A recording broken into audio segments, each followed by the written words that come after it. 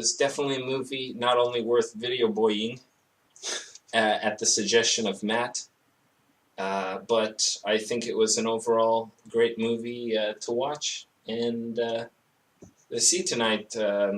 It had a lot of really cool violent scenes, and Bronson was naked.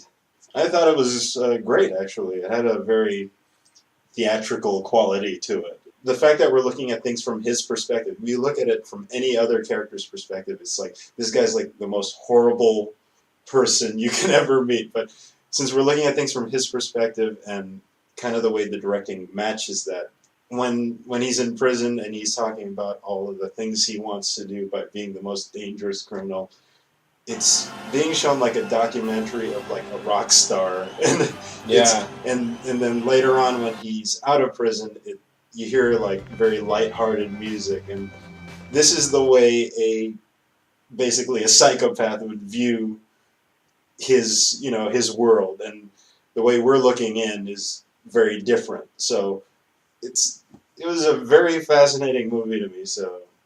Everything is shot very dramatically. When he's in prison, there's lots of sort of slow motion. He's sort of, whenever he's entering the scene, it's like a big deal. Something big is going to happen. Right. He keeps talking about how famous he's going to be, and they keep cutting back to the theater and as he gets more and more violent, the audience starts to love him more and more. Yeah. But then when he's out of prison or he's in the psychiatric institution, everything changed. He becomes incredibly awkward. He walks stiffly. Yeah. The shots are very flat, and you just see him sort of walk across a set. Yeah. And it's just, he hardly says anything. He doesn't respond to people's questions. Or like he tries to tell the woman that he loves her, but it's just like, what? And it's just, like, that's how he is. But in his world, he's the star. When he's in prison, he's in his element. Yeah. Bronson had all of the regular emotions, for the most part, that normal human beings have. Everybody decided to make such a big deal out of the emotions he decided to act upon, getting greased up and fighting a dozen or so prison guards. It's looking at basically a psychopath, but he's doing things we would normally do, but out of context from what we would be used to. Like Matt was mentioning, him telling that woman that he loves her, but they don't really have anything beyond like a physical thing going, and it's just him as a psychopath and her admiring that. It's very strange to me. But, and although I do see the admiration on her part, you can tell that, for instance, the scene where Bronson, he re-enters the world after 26 years in prison, just like a boy fresh from boarding school, picked up by his parents, who are aged quite significantly now, and gets home, wipes his feet about a dozen times, and he's not quite sure what to do socially yet or how to respond, because, one, he's been out of that world for so long, but also because, he's never been a grown-up. He's never been an adult in society. He's never wiped his feet or really worn a suit or anything like that. He's like trying to make it up as he goes along when he comes out of the prison. All he has to think about is the life that he left in Luton with his stuff, with his bed as a boy, and he may be seen as a psychopath, but this chick that he's interested in, she's just kind of a bitch, and for the most part, he really does have interest in her, and even though robbing a jewelry store is no big thing to him, that's just the point. It's no big thing to him to go get a 1,000-pound ring. He's feeling human emotions. He admires, or he likes her, and she's just a bitch. And see, that was a funny thing to me. I mean, this guy's just like this horrible, deplorable human being, but then every little quirk and emotion that he goes through, I was sticking with the movie the whole way. I think there's a great aspect of this movie where toward the end it starts to sort of take a turn, where he's taking these art courses from someone at the prison. He's learning to draw and to make sculptures, and it seems like he's expressing himself. And then you get to the scene where he's talking to the warden of this place, and the warden is just clearly only interested in the arts.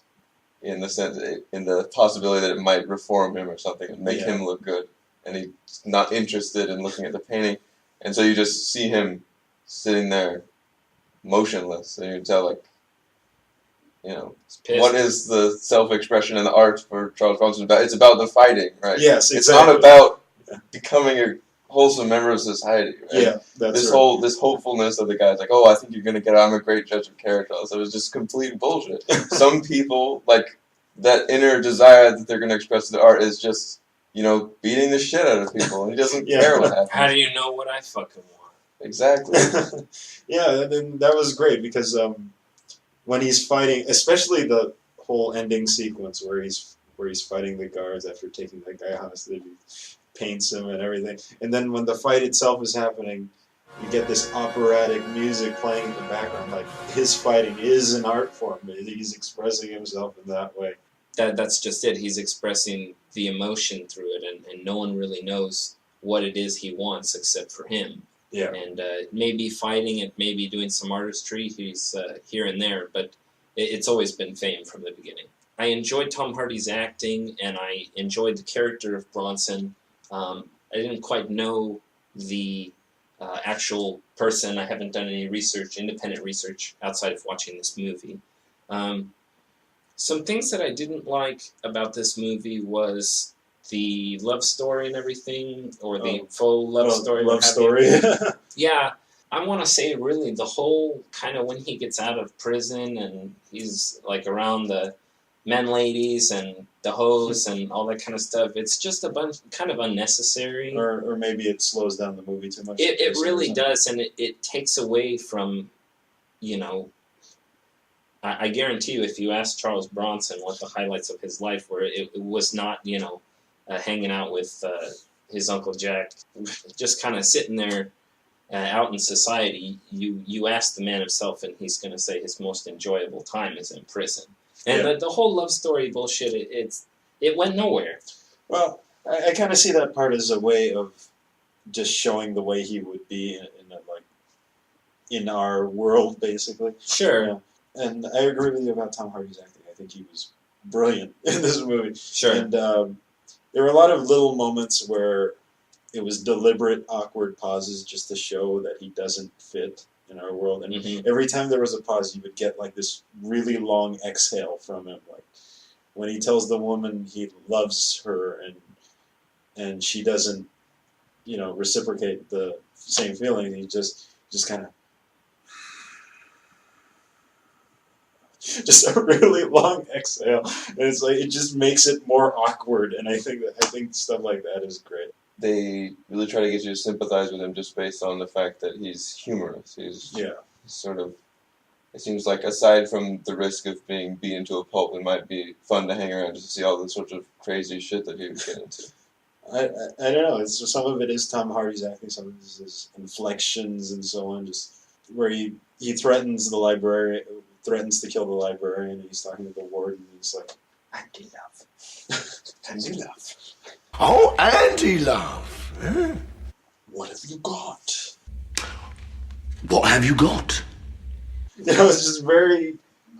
And I think that's a good segue into we see at the later part of this movie, Bronson, in a sense, has what he wants with the fame in prison. And yet, once again, he's in an institution that doesn't understand what he wants, which is chaos.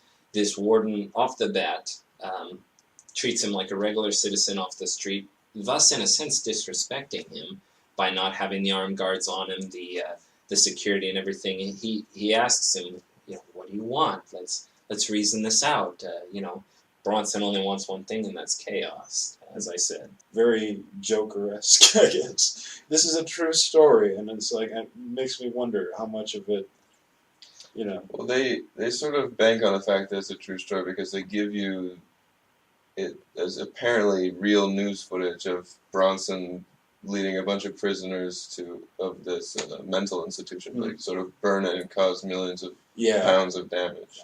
And essentially, from what I've heard, the only instance where someone was certified sane, strictly for, you know, to save the Queen's pocketbook, in a sense.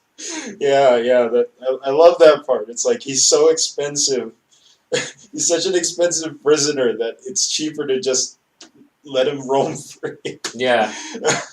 I love the ridiculousness of that. It's great. It's just brilliant. It's just, This is sort of unrelated, but we did talk about Batman once already, so I'll bring it up. They do that gag in Batman the Animated Series where they release Harley and she has a little scroll that has a giant stamp on it that says sane. So they have the exact same thing in this movie. He has a big old, diploma with a giant sane stamp. Yeah. Very cartoony, not the kind of thing you would expect in this, but that's what makes me like this movie, because it's a serious story, but it's done in such a way that it's like, I don't know, this movie I wasn't expecting to be smiling or laughing almost the whole time. Sure. And I don't know, this movie did that. A very strange experience watching this movie.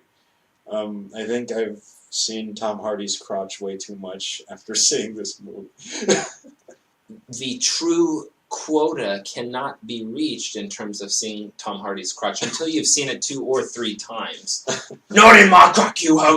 Not in my arse, you fucking homo! Well, I think it makes a lot of the scenes a lot better, because it's usually he has a prisoner with him or something, and it's just like, what's going on? Like, the guy even asks him, like, what are you doing? I mean, what the fuck does this look like? He's getting butt raped. From the get-go. Yeah, so I think it adds that element of, like, this poor bastard, like, what the fuck's gonna happen to him? Yeah. It's like, it's as awkward for that guy as it is for us. Yeah. They do try to make him sympathetic several points in the movie, so he does a lot of horrible things, but they always give him some, plausible justification for it. Like, he wants to get out of the asylum, so he tries to do something incredibly violent, so they'll take him back to prison, and so he tries to murder somebody by choking them, but they give him a scene before that shows that guy's a pedophile, and he spits in the guy's face, and it's like, oh, he's targeting him because he hates him because he's a pedophile. Yeah. They always have some little thing that's, sets him off.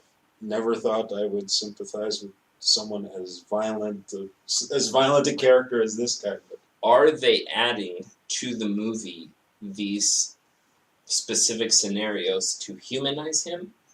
Or are they really just kind of... Or is he really like this? Well, I think they are trying to make it unrealistically cinematic, at least for the prison parts, because it always seems like outside it's very far away, and it's sort of boring shots, makes him look awkward, whereas inside it's sort of... It's like he encompasses the whole screen when he's in jail, but outside it's like he's not special anymore. There's nothing important about him. There's one part where he's pacing in his cell. It's a tiny cell, but his narrative of what's going on, and he mentions that any normal person would just go insane here, but for him this is a hotel room. They have a scene of him just being hit repeatedly in the stomach with a police baton, he says, and then it cuts back to him. How we love. Yes. It's like, yeah, this guy's fucked up. Yeah.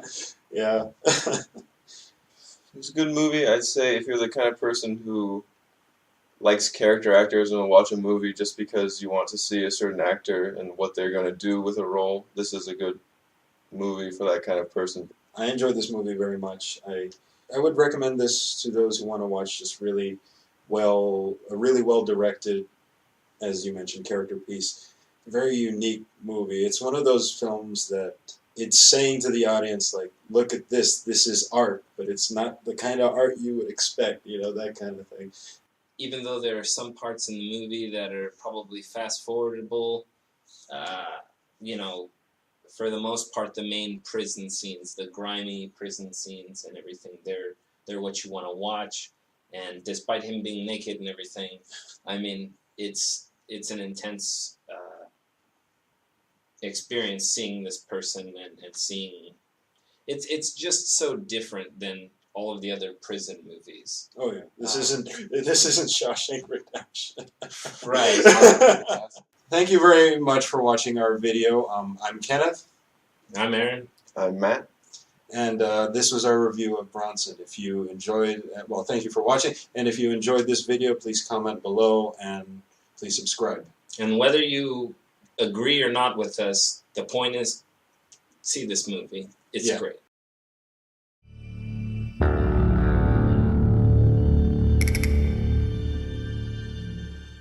And he was just, walking around there. So, I mean, quite riveting.